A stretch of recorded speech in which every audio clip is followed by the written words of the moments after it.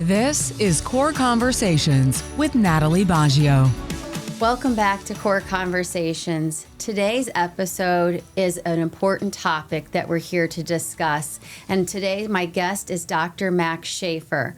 Welcome to the podcast. Thanks for having me on, Natalie. Yeah, I'm glad that you're here today, and I'm looking forward to you being able to share the great work that you're doing across Southwest Michigan and share with our communities the impact that substance recovery clinics are offering and how you're breaking down some of the challenges or the stigmas within our community.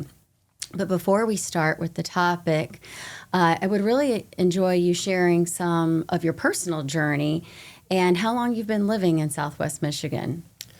Sure. I actually grew up in Kalamazoo, and then I did my undergrad down in South Bend. So this part of the country is very familiar. For training, I was in Indianapolis and then out on the East Coast in Maine. But we ended up coming back home about 4 years ago now, and when I joined Corewell here. That's great. And you live in Niles? I live down in Buchanan, actually. Buchanan, Yep. Okay. Yeah. And your clinic that you practice is in Niles? Yep, kind of split between two clinics down there, the residency clinic at Longmeadow, and then down at the substance use treatment and education clinic, and that's right across from the hospital in Niles. Well, great. Yeah. And about how many patients a year do you serve? I don't know if I have an exact number on that. I will say it is steadily growing, and I know in the substance use clinic, we have well over 300 patients seen just since opening last year. It just continues to grow. Yeah. Well, we appreciate you being here and helping lead in this passion project of yours and something that we really need in our community. Would you share with our listeners about our substance use clinics, and maybe even after, it might even be good if you share a patient story, if you'd be open to doing that. Sure. I think one thing I want to highlight is that I think people may have an idea of who comes to our clinic. And I just want to highlight, it's people from all walks of life. We have teenagers in high school in our clinic.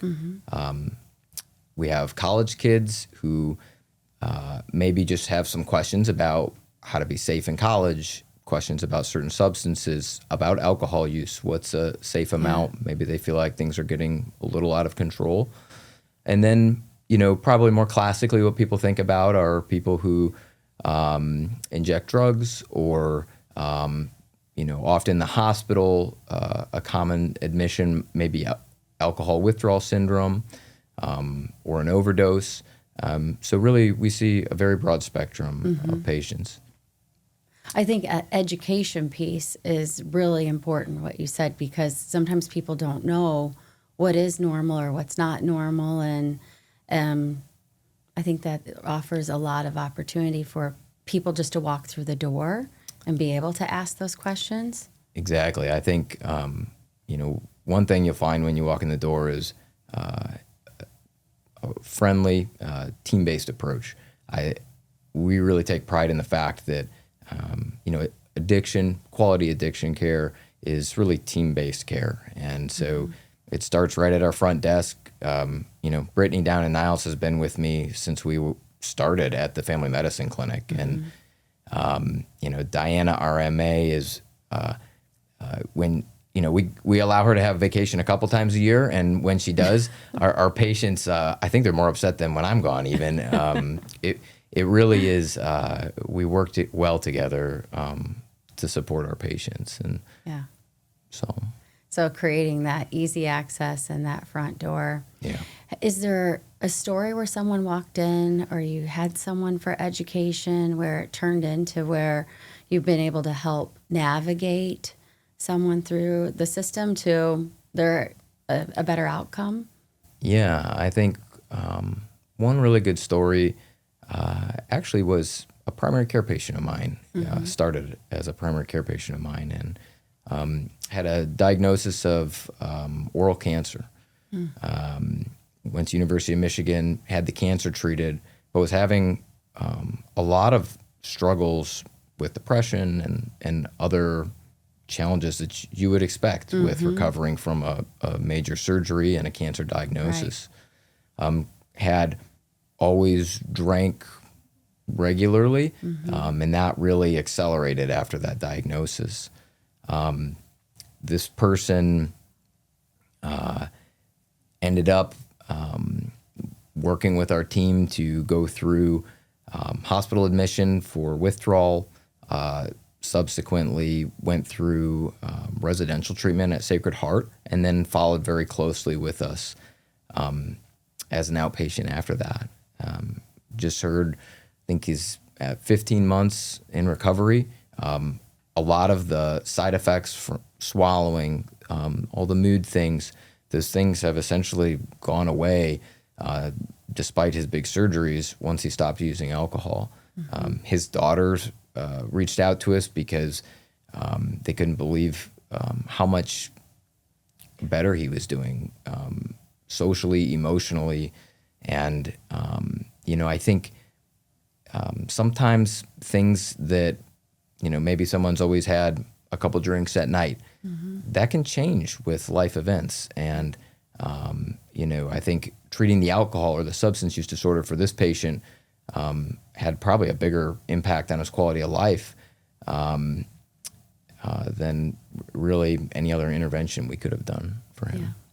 Well, that's a great story. Thanks for sharing that. And I think it just highlights that sometimes life can take us down different paths that we don't expect. And having your services and your team's services to help our community navigate those challenging situations has positive impact in our community. So thank you for the work that you're doing. How did this inspire you to start this work, and what type of resources and teams did you need to be able to move this forward? Yeah, that's a great question. I think I don't think I actually answered your initial question of why I went into this, and it's sort of tied to this. When I first started medical school, I didn't think that I would be doing a large part of my practice in addiction medicine. I had friends and family who were impacted by it. I think most Americans, if you look around, do. Yeah. And it was really in medical school. I was on these rural rotations in rural Indiana, and I had two particular attending physicians who made a big impact.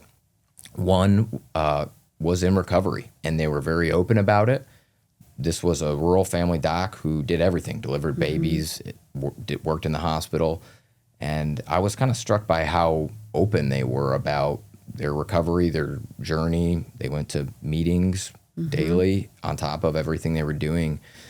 And they just told me this is really important and people can get better. And that stuck with me as a student. I had another rural medicine attending who was very great doc, very conservative guy, probably one of the last people I think I would have expected to be providing a lot of addiction care. And that was frankly bias on my end as or stigma probably as a medical student. But he pulled me aside and he said, hey, you'll see that I do a lot of addiction care in my practice. I don't advertise it. But, I grew up in this community and I grew up with a lot of the people I take care of. I coached some of these people in football when they were growing up. And you can't just turn your back on somebody if you don't agree with the decisions they're making. And these medicines work well. People get better. And so those two preceptors really impacted me. When I went to residency at Maine Dartmouth, they told us day one, addiction is a chronic treatable medical condition. We're going to teach you how to treat it. And that was just the attitude. So I kind of was trained to think this is just what we do. When I moved back to the area here, I quickly found hey, there's a lack of resources. There were some resources in our community, but it seemed disjointed and disconnected. And so I kind of spoke with my partners at the residency and our residents, and I said, this is a need in the community. can we try and meet that? And to credit to all of our residents and my partners over there, we just sort of figured it out. And we started as a small clinic in the back of our family medicine office. And once we started taking care of people, it exploded. And we had eventually more patients than we could take care of out of that clinic. Well, that's great. I mean, statistically, across Southwest Michigan, this type of service is definitely needed, especially around education and treatment. But I'm glad to hear that the residency's been a good support as we think about workforce and stabilization of healthcare providers here in Southwest Michigan. The residency is a huge part of that future of how we'll continue to be able to provide care here. Yeah. Yeah, I think that, the residents also, they have a really unique perspective. They're in the ER, they're in the hospital, they're in the outpatient clinics, they rotate in the specialty clinics. They probably see the big picture better than anybody here. And now you learned that leaning in early on in your education can definitely shape the way you think about providing care in the future. Absolutely. Yeah. And so, my hope is that if I catch them while they're young, they'll carry this forward and continue to take good care of people. Yeah. So doing this important work, do you utilize community partners? Is there like a consortium of people who are working to provide education and treatment? Yeah, that's a great question. And I think it's a good opportunity to call out a lot of great work that's happening in the background.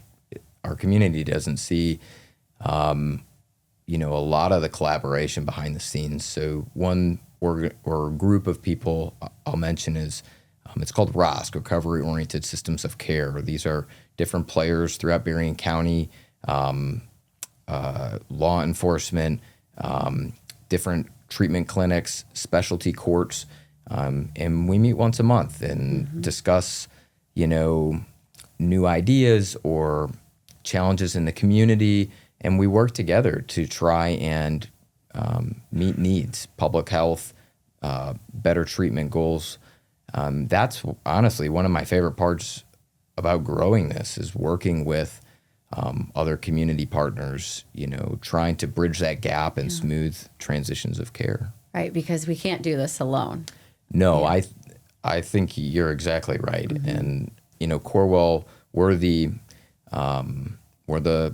primary healthcare provider in Berrien County. Right. We operate both hospitals, all 3 emergency departments. We have to be a leader in this.